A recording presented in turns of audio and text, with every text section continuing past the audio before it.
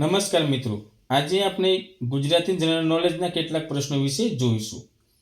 પ્રશ્ન 1. ગુજરાત વિધાનસભામાં સર્વપ્રથમ વિરોધ પક્ષના નેતા તરીકેની જવાબદારી કોણે નિભાવી હતી? Option A Bhailalbhai Patel, option B Jaydeepsinh Gohil, option C Nagindas Gandhi, option D Kantilal Diya. તો આપનો સાચો જવાબ થશે ઓપ્શન સી નગીનદાસ ગાંધી. નગીનદાસ ગાંધી એ ગુજરાત વિધાનસભામાં સર્વપ્રથમ વિરોધ પક્ષના નેતા તરીકેની જવાબદારી નિભાવી હતી. મિત્રો યાદ રાખજો. ત્યારબાદનો પ્રશ્ન છે પ્રશ્ન 2. ગુજરાત યુનિવર્સિટીના સર્વપ્રથમ કુલપતિનું નામ જણાવો. તો option A doctor Umashankar Joshi, option B Harsiddhibhai Divetia, option C professor Maganbhai Desai, option D Narsinhrao Divetia. તો આપનો સાચો જવાબ થશે ઓપ્શન બી હરસિદ્ધિભાઈ દિવેટિયા. તો હરસિદ્ધિભાઈ દિવેટિયા એ ગુજરાત યુનિવર્સિટીના સર્વપ્રથમ કુલપતિ હતા. મિત્રો યાદ રાખજો. અને આ પ્રશ્ન પરીક્ષાની અંદર પૂછાઈ ગયેલો છે. મિત્રો પ્રશ્ન 3. ગુજરાતના પ્રથમ રાજ્ય નાણાં પંચના અધ્યક્ષ કોણ હતા? Option A Dhirubhai Shah, option B Sanat Mehta, option C Jaswant Mehta, option D Vinay Sharma. તો આપનો સાચો જવાબ થશે ઓપ્શન સી જસવંત મહેતા. તો જસવંત મહેતા એ ગુજરાતના પ્રથમ રાજ્ય નાણાં પંચના અધ્યક્ષ હતા. મિત્રો યાદ રાખજો. જસવંત મહેતા એ ગુજરાતના પ્રથમ રાજ્ય નાણાં પંચના અધ્યક્ષ હતા. મિત્રો યાદ રાખજો. મોસ્ટ આઈએમપી પ્રશ્ન છે. ત્યારબાદનો પ્રશ્ન છે પ્રશ્ન 4. ગુજરાતમાં સર્વપ્રથમ મહિલા સ્નાતક કોણ હતા? Option A Kasturba, option B Hiraben Pathak, option C મોડાણીની સારાભાઈ, ઓપ્શન ડી વિદ્યાગૌરી નીલકંઠ. તો આપનો સાચો જવાબ થશે ઓપ્શન ડી વિદ્યાગૌરી નીલકંઠ. તો વિદ્યાગૌરી નીલકંઠ એ ગુજરાતમાં સર્વપ્રથમ મહિલા સ્નાતક હતા. ત્યારબાદનો પ્રશ્ન છે પ્રશ્ન 5. ગુજરાતમાં પ્રથમ કન્યા શાળા કયા વર્ષે શરૂ કરવામાં આવી? ઓપ્શન એ ઈસવીસન 1860, ઓપ્શન બી ઈસવીસન 1868, ઓપ્શન સી ઈસવીસન 1890, ઓપ્શન ડી ઈસવીસન 1849. તો આપનો સાચો જવાબ થશે ઓપ્શન ડી ઈસવીસન 1849. તો ઈસવીસન 1849માં ગુજરાતમાં પ્રથમ કન્યા શાળા શરૂ કરવામાં આવી હતી. મિત્રો ત્યારબાદનો પ્રશ્ન છે કે પ્રશ્ન 6. ગુજરાતના નીચેના પૈકી કયા બંદરને મત્સ્ય બંદર તરીકે વધુ વિકાસ થયો છે? Option A Okha, option B Veraval, option C Bedi, option D Alang. તો આપનો સાચો જવાબ થશે ઓપ્શન બી વેરાવળ. તો વેરાવળ બંદરને મત્સ્ય બંદર તરીકે એક ખૂબ જ સારો એવો આ બંદરે વિકાસ થયો છે. મિત્રો અને તેને મત્સ્ય બંદર તરીકે પણ ઓળખવામાં આવે છે. મિત્રો ત્યારબાદનો પ્રશ્ન છે પ્રશ્ન 7. 2011ની વસ્તી ગણતરી મુજબ ગુજરાતનો જાતિ ગુણોત્તર કેટલો છે? તો ઓપ્શન એ 900 સ્ત્રીએ 1000 પુરુષ, ઓપ્શન બી 982 સ્ત્રીએ 1000 પુરુષ, ઓપ્શન સી 919 સ્ત્રીએ 1000 પુરુષ, ઓપ્શન ડી 928 સ્ત્રીએ 1000 પુરુષ. તો આપનો સાચો જવાબ થશે ઓપ્શન સી 919 સ્ત્રીએ 1000 પુરુષ. આ જાતિ પ્રમાણનો ગુણોત્તર છે. મિત્રો ગુજરાતની અંદર 2011ની વસ્તી ગણતરી મુજબ. ત્યારબાદનો પ્રશ્ન છે પ્રશ્ન 8. 2011ની વસ્તી ગણતરી પ્રમાણે ગુજરાતનો સાક્ષરતા દર કેટલા ટકા છે? Option A 75%, option B 78%, option C 76%, option D 80%. તો આપનો સાચો જવાબ થશે ઓપ્શન બી 78%. તો 78% એ 2011ની વસ્તી ગણતરી પ્રમાણે ગુજરાતનો સાક્ષરતા દર છે. મિત્રો યાદ રાખજો. ત્યારબાદનો પ્રશ્ન છે પ્રશ્ન 9.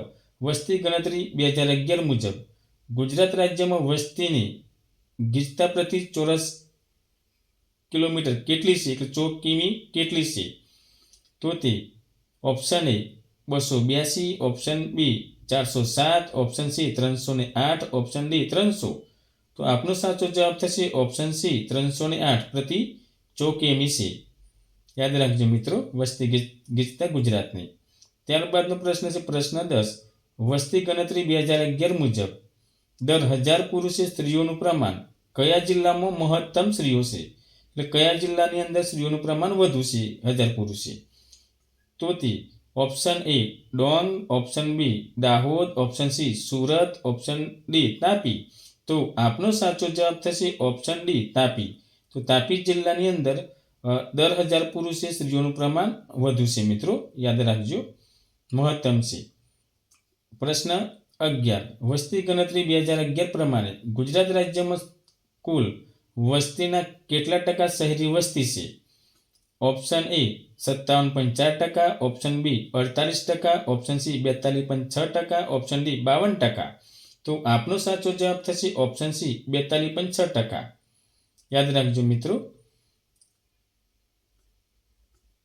પ્રશ્ન 12. પ્રસિદ્ધ કવિ મણિલાલ દ્વિવેદીનું જન્મસ્થળ જણાવો. Option A Dhandhuka, option B Dabhoi, option C Nadiad, option D Chotila. તો આપનો સાચો જવાબ થશે ઓપ્શન સી નડિયાદ. તો નડિયાદ એ પ્રસિદ્ધ કવિ મણિલાલ દ્વિવેદીનું જન્મસ્થળ છે મિત્રો. યાદ રાખજો, મોસ્ટ આઈએમપી પ્રશ્ન છે. પ્રશ્ન 13. અમદાવાદમાં સર્વપ્રથમ કાપડ મિલ કોણે સ્થાપી હતી?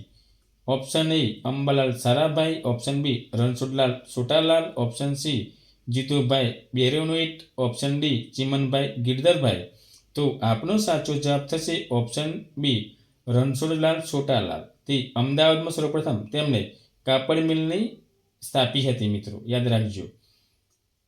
પ્રશ્ન 14. ખાલી જગ્યાએ પ્રથમ બંદર છે જે ગુજરાત રાજ્યમાં સ્વતંત્રતા પછી વિકસાવવામાં આવ્યું. Option A Kutch, option B Bharuch, option C Kandla, option D Porbandar. તો આપનો સાચો જવાબ થશે ઓપ્શન સી કંડલા. તો કંડલા એ પ્રથમ બંદર છે જે ગુજરાત રાજ્યમાં સ્વતંત્રતા પછી વિકસાવવામાં આવ્યું હતું. યાદ રાખજો મિત્રો. ત્યારબાદનો પ્રશ્ન છે પ્રશ્ન 15. કંડલાને કયા વર્ષમાં મહાબંદર તરીકે જાહેર કરવામાં આવ્યું હતું? ઓપ્શન એ ઈસવીસન 1960, ઓપ્શન બી ઈસવીસન 1950, ઓપ્શન સી ઈસવીસન 1955, ઓપ્શન ડી ઈસવીસન 1962. તો આપનો સાચો જવાબ થશે ઓપ્શન સી ઈસવીસન 1955. તો ઈસવીસન 1955ની અંદર કંડલાને મહાબંદર તરીકે જાહેર કરવામાં આવ્યું હતું મિત્રો. યાદ રાખજો, મોસ્ટ આઈએમપી પ્રશ્ન છે. પ્રશ્ન 16. દેશના સર્વપ્રથમ ખાનગી બંદર તરીકે કામ કરતું બંદર નીચેના પૈકી કયું છે?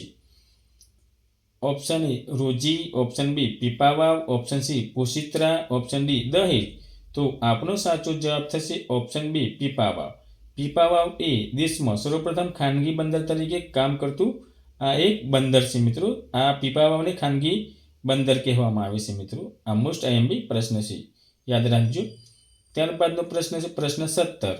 દેશમાં નાના બંદરોની માલસામાનની હેરફેરી પૈકી ખાલી જગ્યા ટકા ગુજરાતમાંથી થાય છે.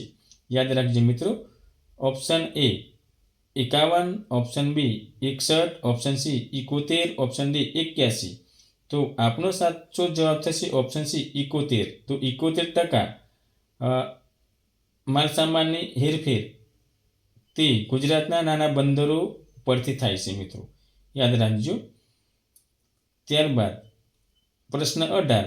ગુજરાતની ઉત્તર પશ્ચિમ સરહદે પાકિસ્તાન દેશ આવેલો છે જેની સરહદ કચ્છના મોટા રણમાં આવેલી છે. આ સરહદ કેટલા કિલોમીટરની છે?